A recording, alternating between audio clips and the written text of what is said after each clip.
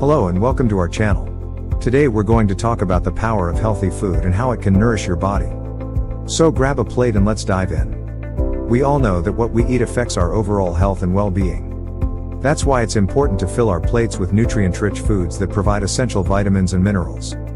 First up, fruits and vegetables. These colorful powerhouses are packed with antioxidants, fiber, and vitamins that keep our bodies functioning at their best. From leafy greens to vibrant berries, every bite adds a burst of goodness. Next on the menu, lean proteins. They're not only essential for muscle growth and repair, but they also help to keep us feeling fuller for longer. Think chicken, fish, tofu, and lentils, a protein punch that satisfies.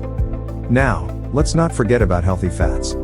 Avocados, nuts, and olive oil are great sources of monounsaturated fats, which can promote heart health and help absorb fat-soluble vitamins. So, don't be afraid to include them on your plate. And finally, whole grains. They provide a steady release of energy and are packed with fiber, which aids digestion and keeps us feeling satisfied.